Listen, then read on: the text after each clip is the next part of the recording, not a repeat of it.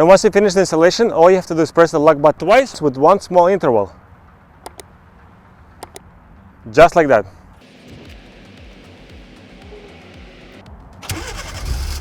And here you go, the car is running.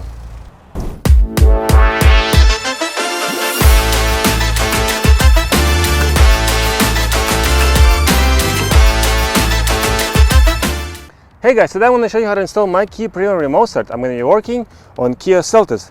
It is suitable for 2019 through 2023 models. This product is 100% plug and play. You don't need to cut any wires, and it works with your original key.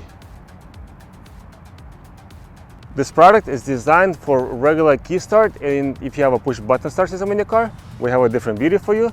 But for this specific model, we're going to be working with a traditional key start. And also this product comes with additional function, smart timer. I'm going to show you how it works after we install it. And now, let's install it. In this package, you're going to get 2 sets of wires and a module. And for this specific model, make sure the dip switch is set up like this.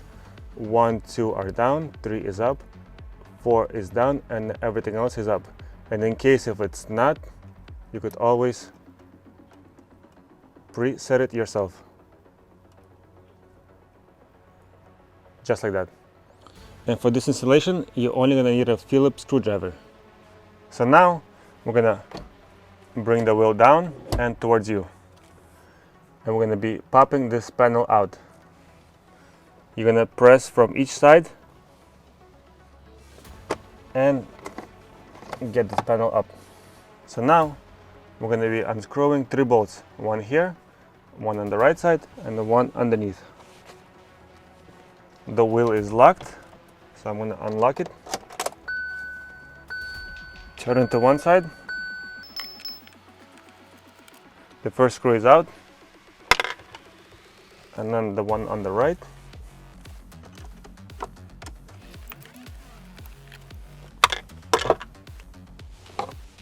And then the last one.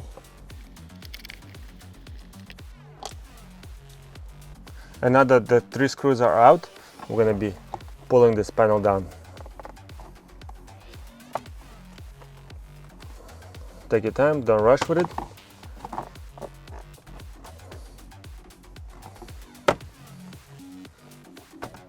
Just like so. And now we have the access to this connector, to this blue connector. To unplug it, all you gotta do is press this black pin and pull away from you, just like so. And now we're going to be connecting it to a T-harness. This side of the connector will go into your car's connector.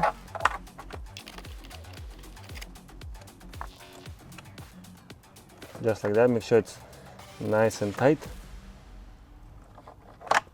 And this side of the connector will go back into your car's plug. Just like that, make sure it's all the way in and make sure it clicks.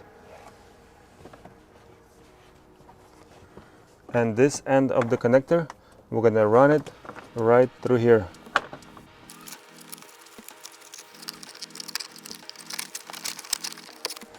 And make sure you pull the connector all the way.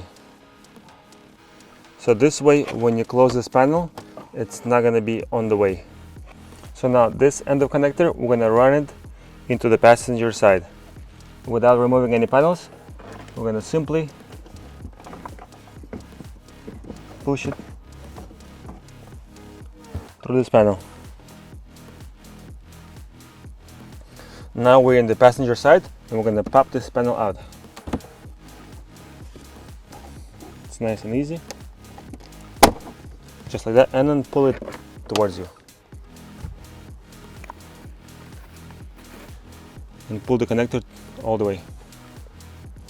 So we're going to be disconnecting 2 connectors from your BCM module, and a quick demonstration.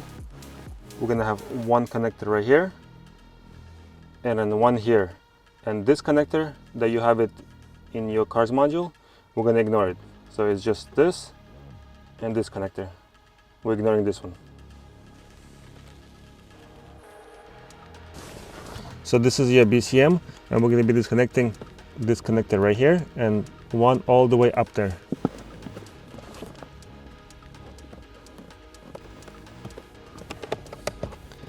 And all we're doing is we're gonna press this pin, wiggle it around and pull it out. And same thing with the smaller connector.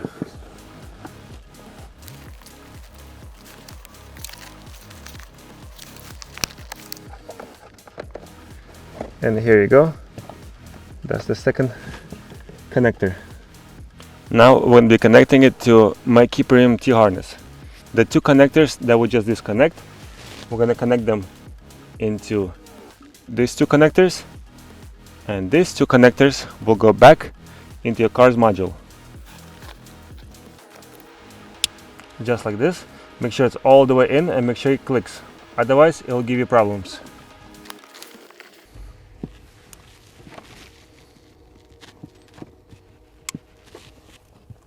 And now these two connectors will go back into your car's module. First one, we're gonna do a smaller one because it's a little bit tighter up in there. So don't rush with it, take your time.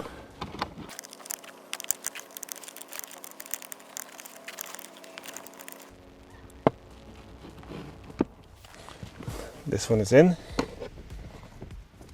And now the last one.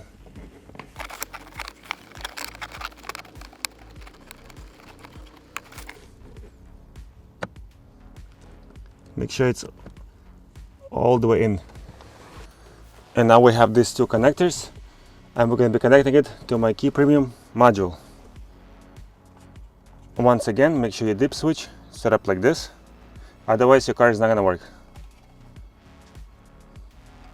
The data connector goes first, and the power cable always goes last.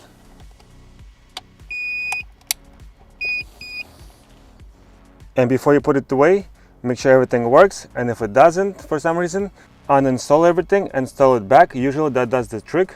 Sometimes one of the connectors don't sit well, and this will help you to make it work. And now, once you test it, you could simply put this module in here and hide this cable behind this carpet. And once you finish the installation, all you have to do is press the lock button twice with one small interval. Just like that.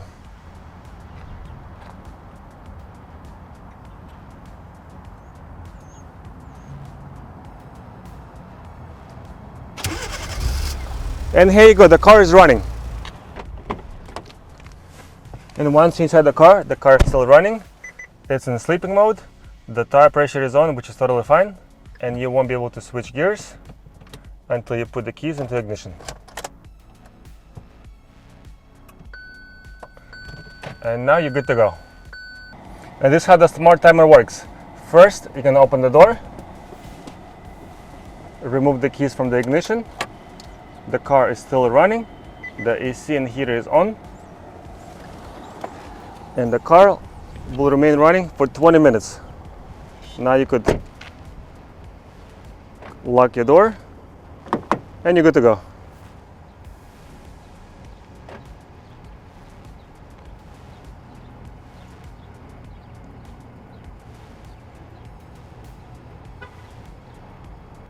To activate or deactivate this additional function, you only have to do it once, and it's the same procedure.